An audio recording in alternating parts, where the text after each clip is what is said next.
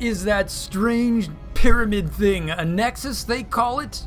Yes, it's a PVT. We haven't done one of these in a while. Standard races. I couldn't resist. You guys know how much I love Clem. And poor Trap is something of a favorite punching bag of mine. I actually quite like Trap quite a bit, but I've got this weird minority view that he's actually not the #1 TOS player in the world.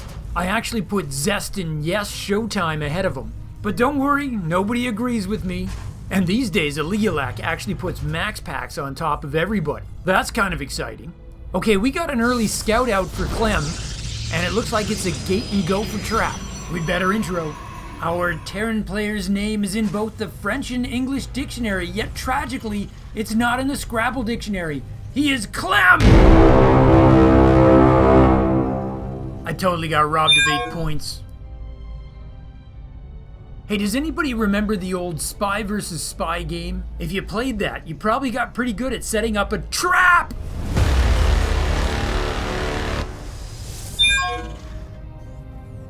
Oh, Clem has gone for an eBay block while I'm doing the intros. I think that's like cheating. Solid reaction by Trap. He pulls off exactly 3 probes. I think he's going to be forced to build that Zealot though. Yeah, he sends 2 probes back to work. There's going to be a Zealot. But very pro, he builds a Cyber Core so he doesn't overglut with minerals while he's waiting. It's probably not the build order he wanted, but it's serviceable. Rax finishes up for Terran and Clem goes for Marine before Reactor. And then rolls right into his factory. It certainly doesn't feel like the cost of the eBay has set him back. If he gets the cancel, it only costs him 30 minerals. Trap's gonna lose more than that in mining time, and it's even worse if he doesn't turn around and get value out of his Zealot. But that remains to be seen. Technically, Trap could even tech up faster than normal. He could essentially flip this around to his advantage. There's the cancel, and we can see Zugzwang was wrong again. It cost Clem 31 minerals. Where is the precision, people? Where is the precision? Let's just blame the Keiron. This 4th race thing has really got me messed up. Yeah, that must be it. Oh, tech choice for Trap. He puts down a Stargate in his wall. That means he could have air coming at Clem a lot faster than the Terran players used to. That scouting probe is going to spot that Clem started a high ground command center. We see Clem do this a lot. It gives him that economic boost so he can get that Marine timing out. But here, he's actually squeezing out an early Widow Mine. If we see a starport before Rax, we'll have to start wondering about a Widow Mine drop. Trap's making a depth that's rallied for the Terran main. And Batman and Robin have already arrived. Widow Mine goes down. A Widow Mine can one-shot either of those guys. But Trap stopped just out of range. Did he see it burrow? I don't think he did. That's crazy. Clem's like, just take 2 steps forward, buddy. Just 2 steps. Shade goes up to try to get some vision. Clem's making more mines and he is making that starport. Trap's working on an Oracle. Maybe the plan is to get Clem to focus his defense on the front door. Oh, a Marine rallied outside the wall. Oh, the Zealot's coming forward to try to get him. Oh, he just evaporates. And the mine got away. Deep in the red, just 24 hit points. He's got 90 when he's at full. So Trap's last adept is pulling back. This opening has gone bad for him. But his silver lining is that he has an early Oracle. Never mind that, the silver lining's going home. I get that. He's thinking, there's at least 2 Widow Mines there that I know of. The world is not safe for lone Oracles. Oh, which could be why he's making a second. The result is Clem's gonna get his second base down, and both our players are very close on economy. Clem pushing out with his Marines. They do not have stim though, but their real function may be as a distraction force. That medevac is loaded with 3 Widow Mines, 2 of which already have kills on them. I'm late to mention we're on the map Curious Mines. It's fast becoming my favorite in the rotation. Milo, if you're out there, you rock, my good sir. Oh, incoming. Mines are dropping. Trap's got a Phoenix to defend, but he can only grab 1. The Oracles are gonna take out number 2. Oh, but number 3 is gonna get 6 kills. The probes tried to kill the mine before it burrowed, but that did not work out. Trap did get the cleanup, but now he wants the medevac to make it more cost effective. Thanks to the miracle of boost, the medevac can outpace the Phoenix, but not when the boost runs out. The Phoenix is close to death, but Trap has another. The medevac just wants to get home. Cover me! And the cavalry's there. Trap pulls back. But the end result is that Clem has a worker lead, and Protoss never wants to see that at this phase of the game. Oh, and dear to my heart, Clem's actually going to repair that medevac.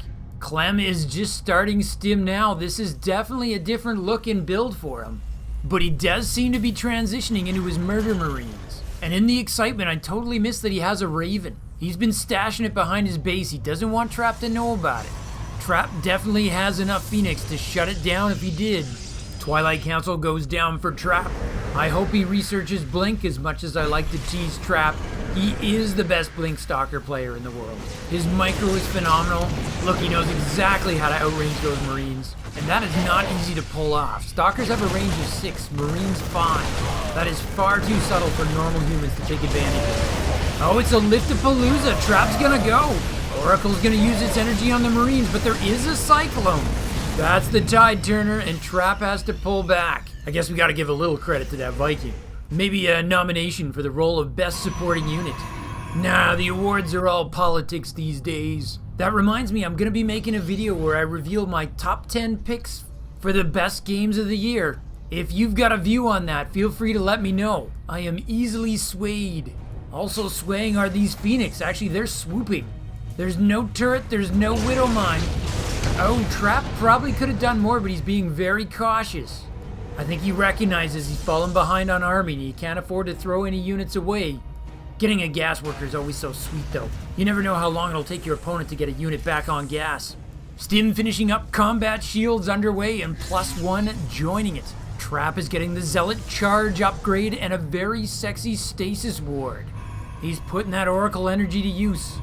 Oh, gateway explosion. 4 more is gonna take him up to 7. He's working on a 3rd base so he can support them. And then he's getting a 4th so he can participate in the upgrade game. Both players have gone for single upgraders. Stim is done, and that means Clem feels a mental compulsion to push out across the map. It's just something the Marines were taught as young children.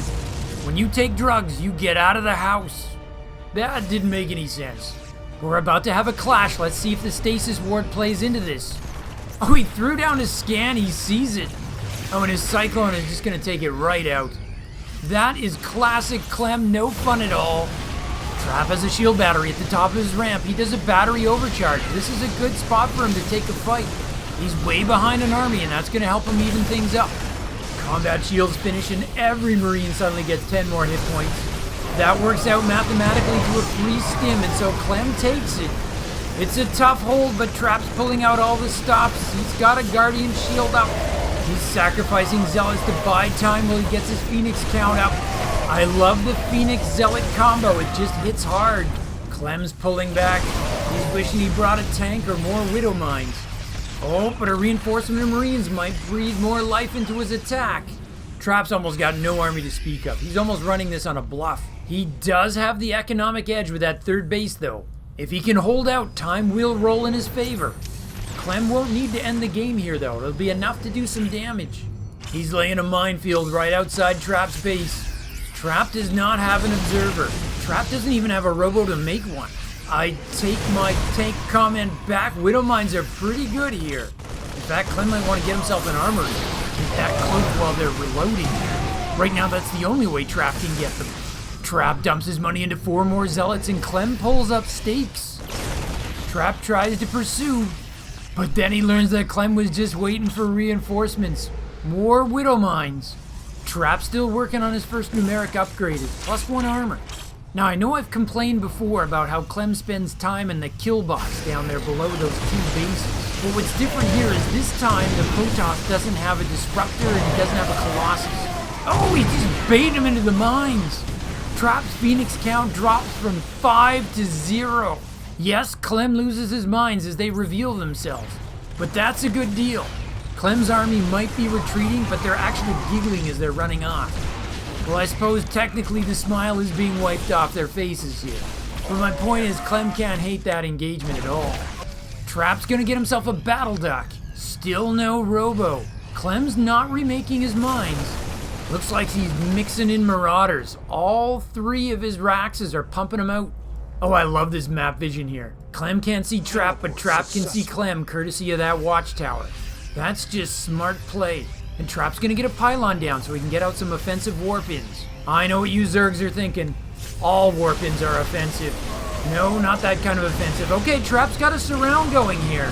He collapses on the Terran third. Oh, the Stim Marauders are a difference maker. That and, you guessed it, the Widow Mines. Trap kills only a single SCV. Are you kidding me? He was in the mineral line battling SCVs. That has got to be so demoralizing. Unable to put a stop to Clem's third, Trap is gonna see if he can put up his fourth. He's still fighting from behind, but now he's getting Archons. Will that change the character of the game? There's no ramp to protect that fourth base, so he's getting himself a shield battery there.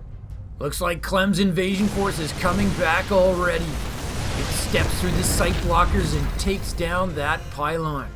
Clem has his Ghost Academy, and he's getting his first round of Ghosts now. He spots the fourth, Trap tries to intercept him before he can get his Widow Mines down. Guardian Shield is up. Those Marauders do have concussive shells, and they are laying waste to those Zealots. Clem's back in the kill box, but there's a convenient target nearby.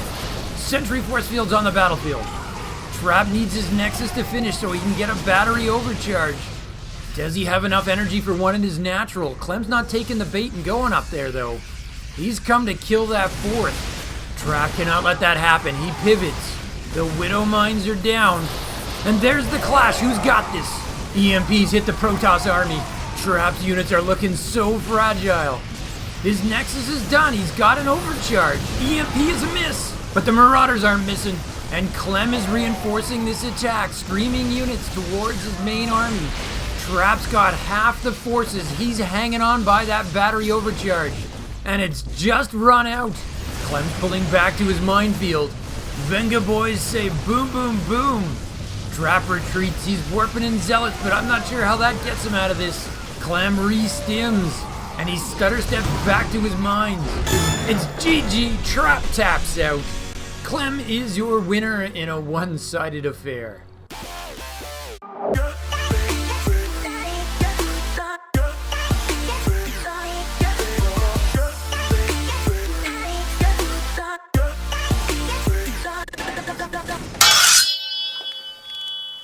I got two things on my mind if you care to join me.